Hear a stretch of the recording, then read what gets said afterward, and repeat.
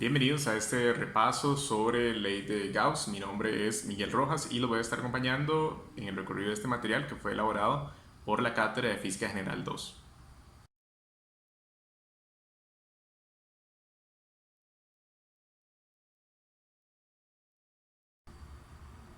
En física, una comparación útil para entender mejor el concepto de flujo eléctrico es compararlo con el caudal.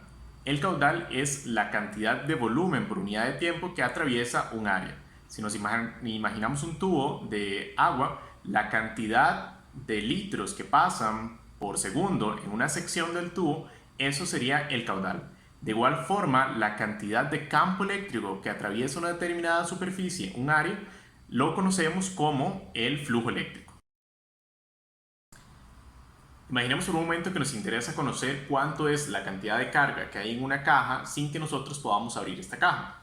Entonces, mediante la ley de Gauss, nosotros podríamos relacionar cuánto es el campo eléctrico de los puntos que hay sobre la superficie y eso utilizarlo para calcular cuánto es la carga encerrada. Lo que podríamos hacer entonces es primero tomar una carga de prueba, U0, acercarla a la superficie de esa caja, ir calculando cuánta es la fuerza por unidad de carga que se percibe sobre la superficie, o sea, cuánto es el campo eléctrico que está atravesando esa superficie. Una vez que tenemos un mapeo del campo eléctrico a través de todas las superficies de la caja, entonces podríamos tener una idea de cuánta es la carga que está generando ese campo eléctrico que nosotros estamos observando en el exterior. Para calcular cuánto es esa cantidad de carga, utilizamos justamente la ley de Gauss. Una de las primeras cosas que podríamos notar es que si la carga que está encerrada adentro es negativa, entonces lo que nosotros esperaríamos es que haya una atracción hacia la carga de prueba Q0, que por definición es una carga positiva. Entonces sería una fuerza de atracción y tendríamos un flujo de campo eléctrico hacia adentro. En el caso más bien de cargas positivas, entonces va a haber una repulsión y lo que tendríamos es un flujo eléctrico hacia afuera. ¿Qué pasa si nosotros consideramos más bien la magnitud de la carga? Si nosotros duplicamos la cantidad de carga que hay dentro de la caja, entonces tendríamos el doble de líneas de campo que están atravesando la superficie. Por lo tanto, el flujo eléctrico sería el doble. Sin embargo, si nosotros duplicamos el tamaño de la caja, noten que no estamos cambiando la cantidad de líneas de campo que atraviesan la superficie. Por lo tanto, el flujo eléctrico en ese caso sería el mismo. El flujo eléctrico depende directamente de la cantidad de carga que nosotros tengamos adentro de la superficie, pero no depende del tamaño de la superficie.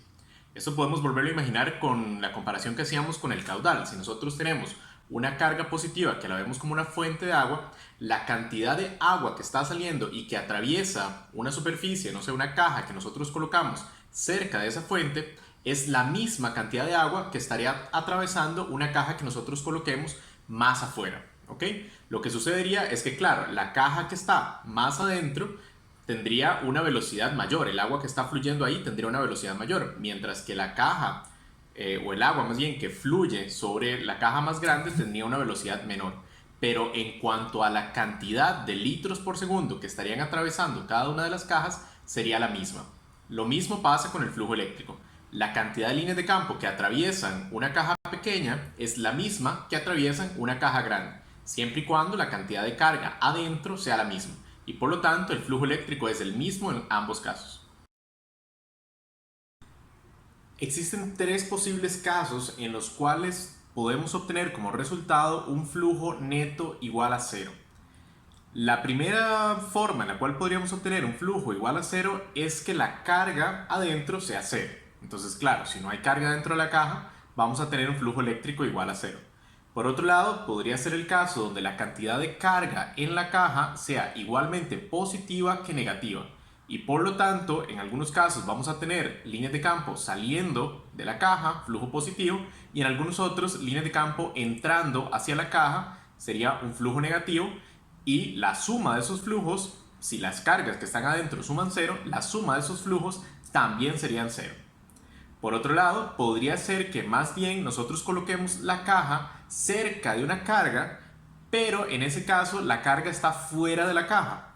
Entonces, aunque el campo eléctrico sobre la superficie no es igual a cero, en algunos casos, unas superficies de la caja van a tener campo eléctrico entrante y otras superficies de la caja van a tener campo eléctrico saliente. Como las líneas de campo eléctrico no desaparecen dentro de la caja porque no hay una carga neta adentro, entonces no tenemos ningún sumidero de carga, que sería una carga negativa adentro de la caja, entonces en este caso lo que vamos a tener es que la misma cantidad de líneas que entran es la misma cantidad de líneas que salen.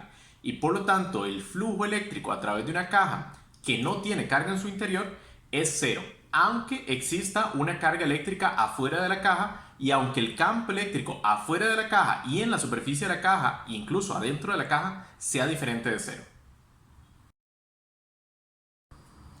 Finalmente, para resumir entonces las características cualitativas del flujo eléctrico. Por un lado, el flujo es directamente proporcional a la cantidad de carga dentro de la superficie. Si nosotros aumentamos la carga dentro de la superficie, también aumentamos las líneas de campo eléctrico que están atravesando la superficie y por lo tanto el flujo. Además, si la carga que hay adentro es positiva, tenemos un flujo hacia afuera, líneas de campo eléctrico que salen de la superficie, flujo eléctrico positivo. Si tenemos una carga neta negativa, líneas de campo que entran hacia la superficie, un flujo eléctrico negativo. Y por último, recordar que el tamaño de la caja no importa. Entonces, si tenemos una caja pequeña o una caja grande, si las dos tienen la misma cantidad de carga adentro, el flujo eléctrico será igual para las dos.